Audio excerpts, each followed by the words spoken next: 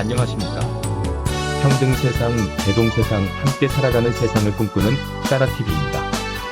따라TV는 소외받는 자, 힘없는 약자와 함께할 것입니다. 소중한 사람들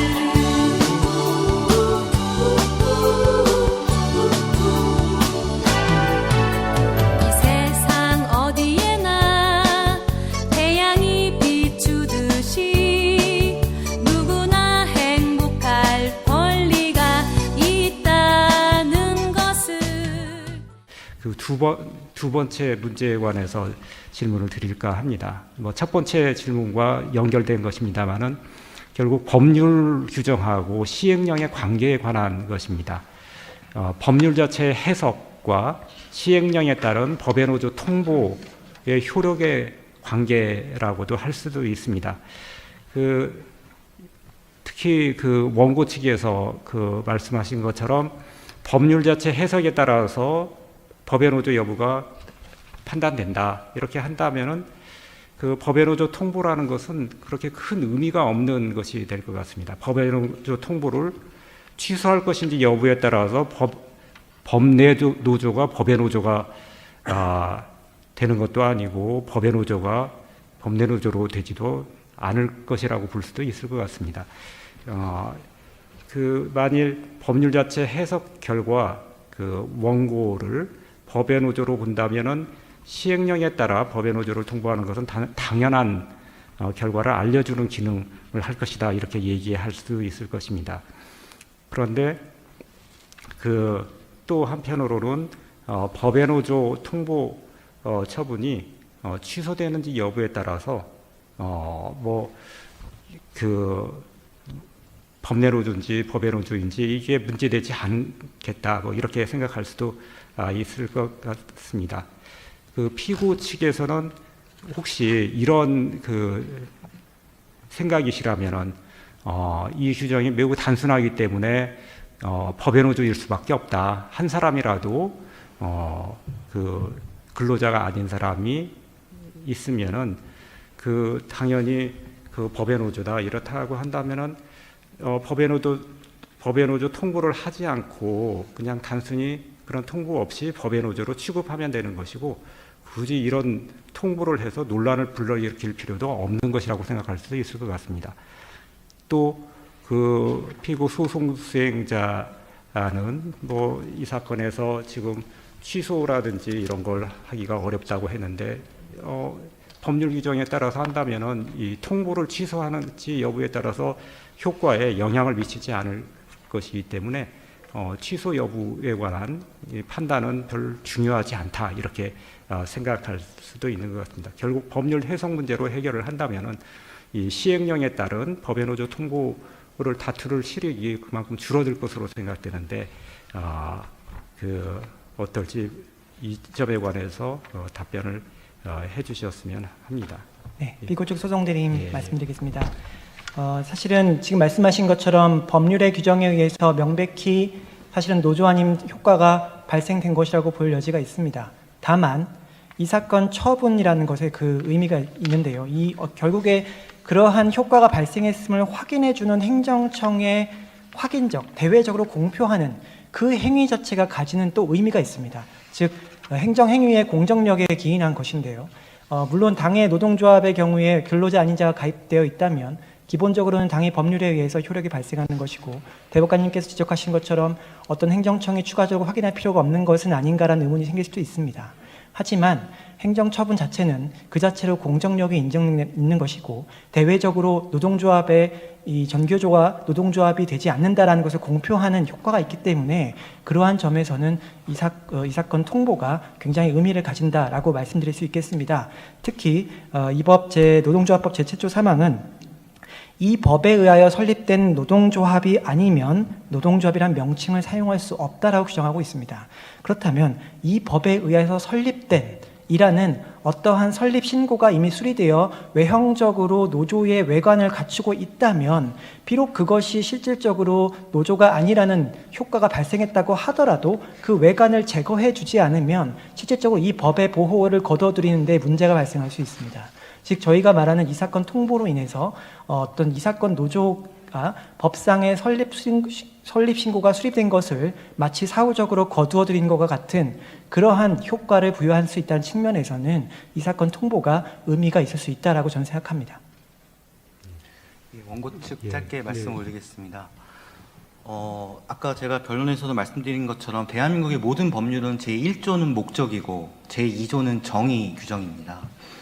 근데 이 사건은 비단 교원노조에만 관련된 것이 아니라 대한민국에 있는 모든 노동조합에게 적용되는 헌법상 노동상권의 시금석인 아주 중요한 사건입니다. 근데 만약에 이 노동조합법 제2조의 정의 규정에서 행정청의 권한이 직권발동권을 인정된다고 한다면 앞으로 좀 과장을 한다고 한다면 3조 이하부터의 규정은 의미가 없습니다. 근로자가 어딘지, 노동조합이 뭔지, 임금이 뭔지, 근로자가 어떤 건지, 단체협약이 뭔지 2조 법률 조항만 근거해서 행정청이 다 직권발동을 하면 됩니다. 그걸 안 된다고 한 것이 바로 이곳 대법관님들이 해주셨습니다. 아까 말씀드린 위법성 세기 판결 1, 2 금지 규정에서 행정청의 자기 명령권이 도출될 수 없고 별도의 법률적 근거가 필요하다는 위법성 세기 판결 1 학원법상 무등록 학원이라고 하더라도 폐쇄 명령을 명하려면 별도의 법률 규정이 있어야 된다는 위법성 세기 판결 2를 이미 명확히 해주셨습니다. 따라서 정의 규정에서 이것만 있으면 행정청이 권한 행사할 수 있다? 무소불위의 권한 행사하는 것은 법치행정 원리에 어긋난다라는 점 말씀 올리고 두 번째는 이 사건 시행령 조항의 태생을 좀 눈여겨봐 주시기 바랍니다. 1987년 11월 여야 만장일치로 노동조합 해산명령 행정관청에 의한 법적지위 박탈 규정이 법률에서 삭제됐습니다. 근데 불과 5개월 만에 이런 국회라는 열린 공간이 아니라 밀실에서 시행령으로 법적지위를 박탈하는 조항이 고스란히 부활했습니다. 그 연역만 보더라도 법치주의, 법률주의, 공개주의를 잠탈하려는 목적으로 이 시행령이 태생적 한계가 있고 법치주의 잠탈 목적 그리고 유감스럽게도 이 사건이 바로 법원에도 통보를 받은 최초의 사례입니다. 최초의 사례입니다. 그리고 마지막으로 말씀 올릴 것은 아까 피고 대리님께서 말씀 주실 때 이미 설립 당시 또는 그 후에 설립 후 존속 노동조합에 대한 적격성에 문제가 있을 경우는 어떡하냐 무방비다라고 하는데 무방비가 아닙니다. 누차 강조하지만 우리 법원이 또 사용자가 문제 제기를 하거나 노동조합의 조합원이 문제 제기를 하거나 또는 다른 곳에서 문제 제기를 하면 얼마든지 사법부가 심사를 합니다. 학습지 교사 노조가 아니라고 하셨고 유성기업도 노조가 아니라고 하셨고 단체 교수 거부 사건, 부당노동행위 구제 사건 모두 다 사법부 또는 준사법기구인 노동위원회에서 심사할 수가 있습니다. 법의 노조 통보 조항이 없다고 하더라도 우리 노동조합법과 헌법은 더욱더 잘 작동될 수 있다는 점까지 부가적으로 말씀 올리겠습니다. 예, 이 점에 관해서 참고인 측에서 혹시 말씀하시겠습니까? 네, 그 설립신고증이라고 하는 게 그것이 좀 그 법 해석을 상당히 어렵게 만드는 부분입니다. 그러니까 설립신고증을 교부받으면 그 신고를 한 시점에 설립된 것으로 본다라고 하는 규정이 있는데 그건 어떤 의미냐면 노동조합의 실체적 요건을 갖춘 시점의 노동조합으로 보는 게 아니라 그 부분은 확인하기가 대단히 곤란하니까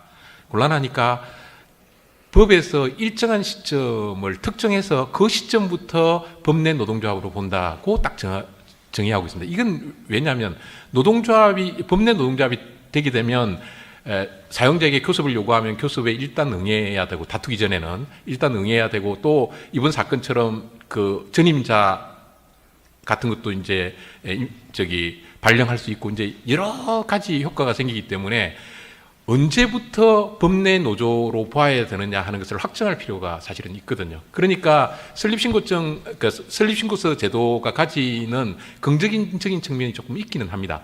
문제는 뭐냐면 법의 노조 통보는 사실상 그런 게 없습니다.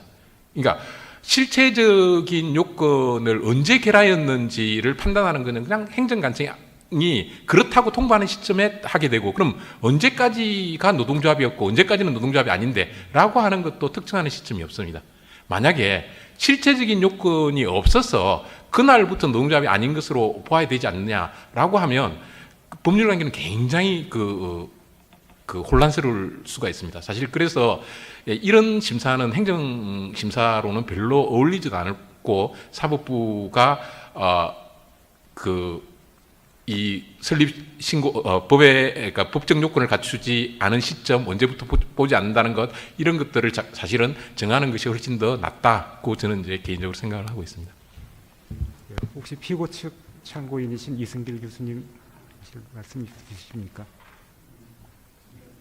이 절차적인 부분 관련해서 사실은 그 아까 시정 요구 관련해서 30일 정도에 대한 기간 동안에 서로가 왔다 갔다 하는 부분에서 아마 이제 실질적으로 어떻게 처리하는지는 한번 그 정부의 입장을 좀 들어보는 게 좋을 것 같고요. 그다음에 이제 이 관련된 법 체계가 우리는 이렇게 돼 있는데 아까 이제 일본의 자격 심사 제도 관련해서 좀 자세히 이렇게 좀 들어볼 기회가 있었는데 대체적으로 이제 그 자격 심사 제도를 엄격하게 운영을 하게 되면은 그 매번 그 문제가 생길 때마다 그 노동위원회에서 굉장히 지연시키는 효과가 생기게 됩니다. 그래서 현안들과 관련해서 노사 간의 대화를 통해서 얘기가 잘 되면은 자격 심사에 관련해서 사용자가 문제를 삼지 않게 되면은 단체 교섭과 협약을 통해서 모든 문제들이 해결이 돼서 그냥 원만하게 돌아가게 되는 그런 시스템인 것 같습니다. 그런데 이제 저희는 입구에서 설립 신고를 받고 그다음에 이제 진행하는 와중에서 법의 노조 통보라는 걸 통해 갖고 이제 자격 자체를 없애는 이런 구조가 돼서 좀 다른 부분들이 좀 있는 것 같습니다. 그런데 이제 다만 우리 제도를 이렇게 이제 설계한 부분들 관련해서 그 행정관청의 입장에서는 그 법 규정에 근거해서 이렇게 운영할 수밖에 없지 않았을까라는 그런 생각은 좀 듭니다. 예, 이상입니다. 예, 그 양쪽 그 소송 대리인 참고인 답변에 감사드립니다. 예, 이상입니다. 길을 걷다 제일